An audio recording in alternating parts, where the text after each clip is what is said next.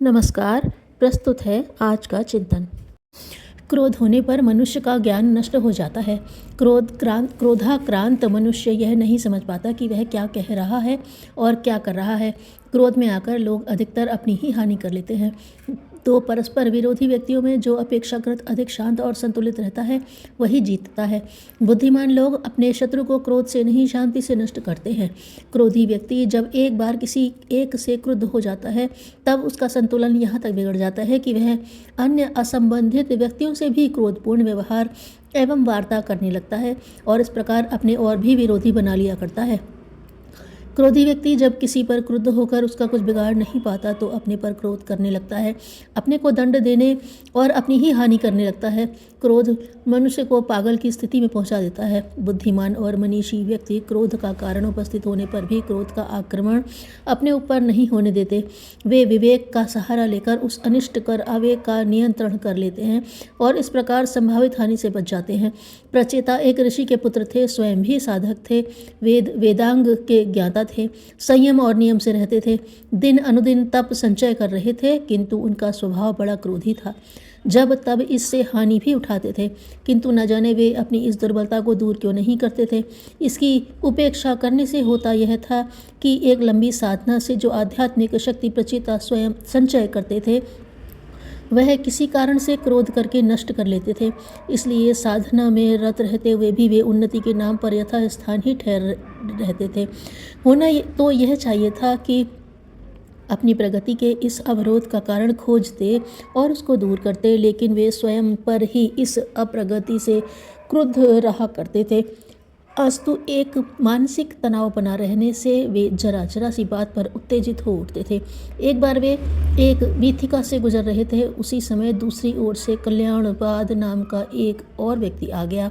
दोनों एक दूसरे के सामने आ गए। पंथ बहुत सकरा था, एक के राह छोड़े बिना दूसरा जा नहीं सकता था, लेकिन कोई भी रास्ता छोड़ने को तैयार न हुआ और हठपूर्वक आमने सामने खड़े रहे। थोड़ी देर खड़े रहने पर उन दोनों ने न हटना प्रतिष्ठा अप्रतिष्ठा का प्रश्न बना लिया। अजीब स्थिति पैदा हो गई। यहाँ पर समस्या का हल यही था कि जो व्यक्ति अपने को दूसरे से अधिक सभ्य, शिष्ट और समझदार समझता होता वह हटकर रास्ता दे देता और यही उसकी श्रेष्ठता का प्रमाण होता। निश्चित था कि प्रचेता कल्याणपाद से श्रेष्ठ थे, एक साधक थे और आध्यात्मिक उन्नति में लगे थे। कल्याणपाद एक धृष्ट और ढीठ व्यक्ति था। यदि ऐसा न होता तो एक महात्मा को रास्ता तो देता ही, साथ ही नमन भी करता। प्रचेता को यह बात समझ लेनी चाहिए थी, किंतु क्रोधी स्वभाव के कारण उन्होंने वैसा नहीं किया, बल्कि उसी के स्तर पर उतर कर अड़ गए।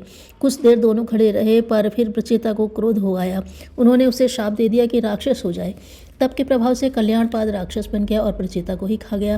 क्रोध से विनिष्ट प्रभाव हुए प्रचेता अपनी रक्षा न कर सके।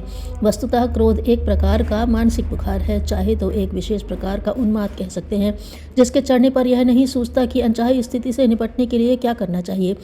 जिसके साथ मतभेद हुआ या विवाद चला है उसके ऊपर एकाएक बरस पड़ने से गुत्थी सुलझती नहीं, वरन और भी अधिक उलझ जाती है। लड़ पड़ना, किसी को अपना प्रत्यक्ष शत्रु बना लेना और इस बात के लिए उत्तेजित करना है कि वह भी बदले में वैसा ही अपमानजनक व्यवहार करे। आक्रोश और प्रतिशोध का एक कुचक्र जो सहज ही टूटता नहीं।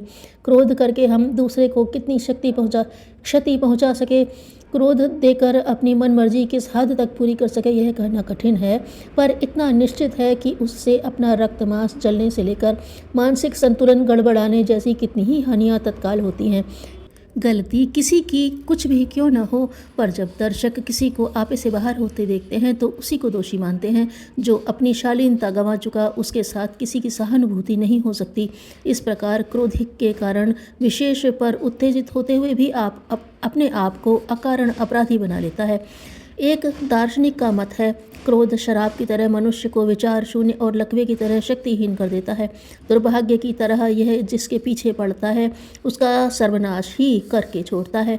प्रसिद्ध वैज्ञानिकों ने क्रोध से पीड़ित मन स्थिति का अध्ययन किया तथा यह निष्कर्ष प्रस्तुत किया कि 15 मिनट के क्रोध से शरीर की जितनी शक्ति नष्ट हो जाती है उससे व्यक्ति 9 घंटे तक कड़ी मेहनत करने में समर्थ हो सकता है। इसके अतिरिक्त क्रोध शरीर सौष्ठव को भी नष्ट करता है। भरी जवानी में बुढ़ापे का लक्षण आंखों के नीचे चमड़ी का काला होना, आंखों में लाल रेखाओं का उद्भव तथा शरीर में जहां तहां नीली नसों का उभरना क्रोध के ही परिणाम है। न्यूयॉर्क के वैज्ञानिकों ने चूहों के ऊपर एक प्रयोग किया। उसमें क्रोधी मनुष्य के रक्त को चूहे के शरीर में डाला गया और उसके परिणामों का अध्ययन किया गया। 22 मिनट के उपरांत ही चूहे में आक्रोश का भाव देखा गया। वह मनुष्य को काटने दौड़ा। लगभग 35 मिनट बाद उसने स्वयं को ही काटना शुरू किया और अंततः 1 घंटे के बाद मर गया। क्रोधी स्वभाव की माताओं का दूध भी विषाक्त पाया गया है। उससे बच्चे के पेट में मरोड़ की शिकायत उत्पन्न होती है तथा कभी कभी तो अधिक विषाक्तता के कारण बच्चे की मृत्यु तक हो जाती है। आमतौर से आत्महत्याएं की घटनाएं भी क्रोध के से ही अभिप्रेरित होती हैं। अतः क्रोध को एक महान शत्रु मानते हुए क्रोध पर विजय प्राप्त करने का प्रयास करें, इसी में व्यक्ति की भलाई है। ज्ञानदान से बढ़कर संसार में और कोई पुण्य नहीं है।